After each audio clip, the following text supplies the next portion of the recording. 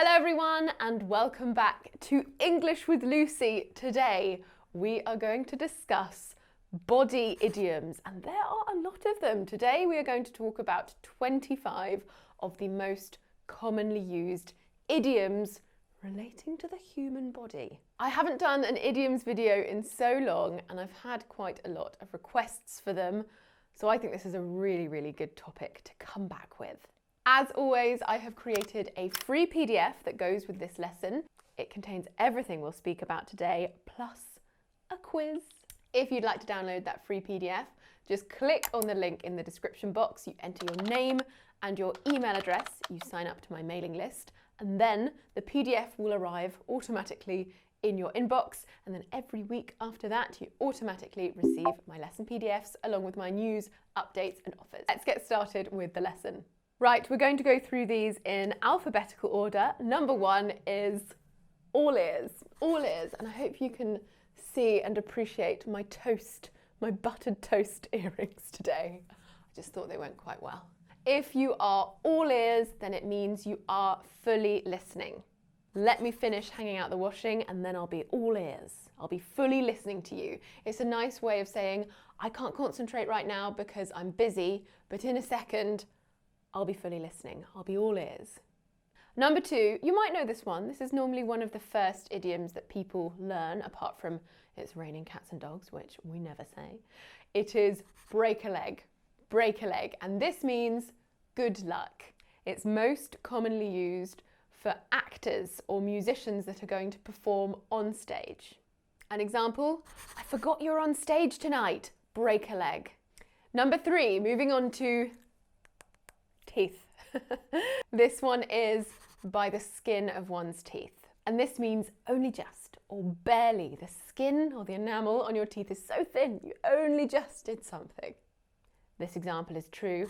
I passed my driving test by the skin of my teeth. I really did. One more mistake and I wouldn't have passed. This is interesting actually. Fun fact. I turned up to my driving test 4 times, but I only failed twice. Because one time I turned up and I hadn't clicked confirm when booking in my test. So I was all nervous waiting there. Turns out I didn't have a test that day, had to wait another month. Number 4, moving down to feet, cold feet, to have cold feet. If you get cold feet or you have cold feet, it means you suddenly feel nervous about something usually important, that you plan to do. And it's often used before weddings. If somebody suddenly thinks, oh, is this actually what I want? It means they're getting cold feet. They're suddenly doubting whether they want to do something or not. They're getting nervous. An example, I hope he doesn't get cold feet before the wedding. Number 5, moving on to arms, but still involving the legs, to cost an arm and a leg. If something costs an arm and a leg, then it is very expensive. An example, I bet that coat cost her an arm and a leg. I bet that coat was so expensive. Number 6, eyes or heart, to cry your eyes out or to cry your heart out. I would say in British English, to cry your eyes out is more commonly used. I wonder in American English. If any speakers of American English are watching, please let me know in the comments section. This means to cry a lot. She was crying her eyes out. She was crying so much. An example, she cried her eyes out when she lost her cat. Number 7, moving on to chest, to get something off your chest. This means to tell someone what's been on your mind or to tell someone one of your problems. It's a heavy load on your chest and you get it off. An example, I need to get it off my chest and tell my boss that I'm unhappy. Number 8, hands, to give a hand or to lend a hand. This means to help, and I would say lend is possibly more common in British English. Can you give me a hand? Can you lend me a hand? Gimme or lend me? Lend me. Can you lend me a hand? An example, if you need any help with moving, I can lend you a hand.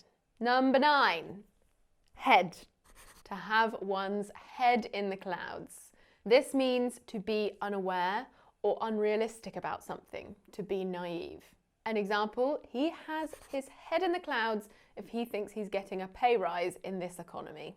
Number 10, head and feet. Here we have head over heels. head over heels, to fall head over heels in love with somebody. Head over heels means deeply or completely in love. An example, she is head over heels with her new puppy. She's completely in love with her new puppy. Number 11, head again, in over one's head. To be in over one's head. This means that you're taking on a task that you can't handle. An example, I am completely in over my head in my new teaching position. Number 12 is eyes. To keep an eye on something or someone. This means to watch or monitor, normally in a protective way, to keep something safe. An example, can you keep an eye on my bike whilst I nip into the post office? To nip somewhere is to go somewhere very briefly. To nip into, to go into very briefly. I'm just going to nip to the shops. I'm just going to very quickly go to the shops. Number 13, chin. To keep one's chin up. To keep one's chin up. This means to try to be cheerful or to try to avoid being sad. An example, keep your chin up. Exam season will be over soon.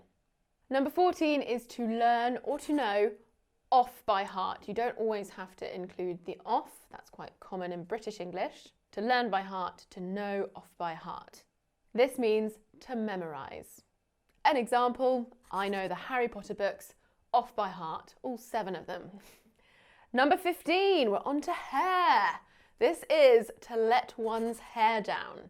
To let one's hair down, which means to relax or to have fun. Let your hair down, relax, have fun, enjoy yourself. This is usually said to somebody who's a little more serious. An example, she needs to let her hair down. She is always so stressed. Number 16, lips. My lips are sealed. My lips are sealed. And this means your secret is safe with me. An example, my lips are sealed. I have no idea how much your dress cost. Number 17, blood. I don't know where to point. All over my body, hopefully. It is makes my blood boil. If something makes your blood boil, it makes you really, really angry. An example, the way that they have underpaid you and mistreated you over all these years makes my blood boil.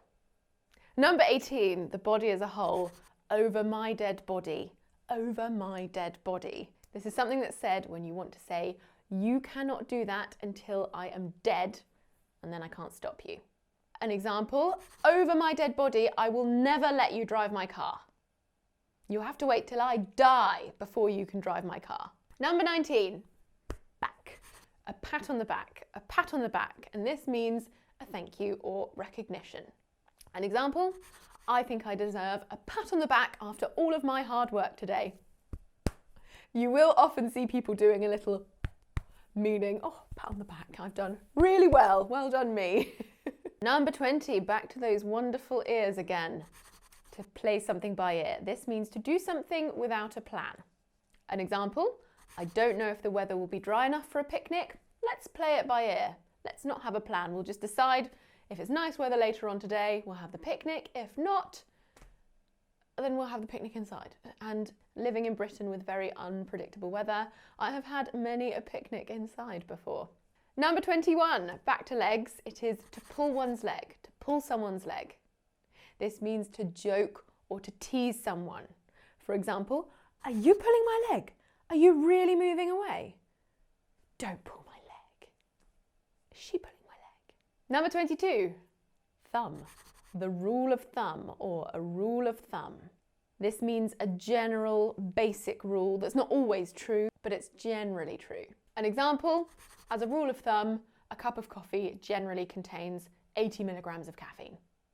Number 23, eyes. To see eye to eye. To see eye to eye.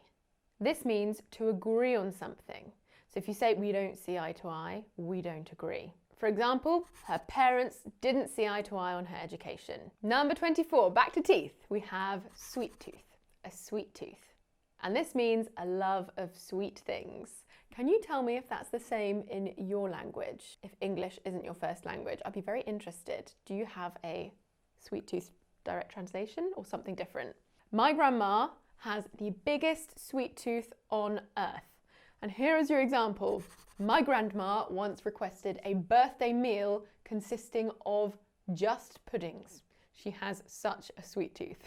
And number 25, back to hands. It is to wash one's hands of something, to wash your hands of something. And this means to stop dealing with an issue or a problem. I'm going to wash my hands of it. I'm not going to deal with it anymore. Not my problem. An example, I'm going to wash my hands of him. He causes too many problems. Right, that is it for today's lesson. I hope you enjoyed it. I hope you learned something. Don't forget to complete the quiz. Remember, you click on the link in the description box to claim that PDF. You just sign up to my mailing list and it goes straight to you. For homework, I would like you to include 5 of these idioms. Pick your 5 favourite and use them in the comment section, and I will try to see as many as I possibly can and give you some feedback. Don't forget to sign up to the Lingoda 2-month sprint. If you're interested, just click on the link in the description box and use the code Lucy20 for a €20 discount. Don't forget to connect with me on my social media. I've got my Instagram and my website englishwithlucy.co.uk, where I have the most fantastic pronunciation tool. If I do say so myself, you can click on all the phonemes and hear me pronounce and say the phonemes or words that contain the phonemes. It's very fun. Word. If you are interested in improving your vocabulary or your listening skills even further, then I also have my vlogging channel where I upload fully subtitled vlogs of my life here on a farm in the English countryside. I will see you soon for another lesson. Mwah. In over my... If somebody... Lipstick break.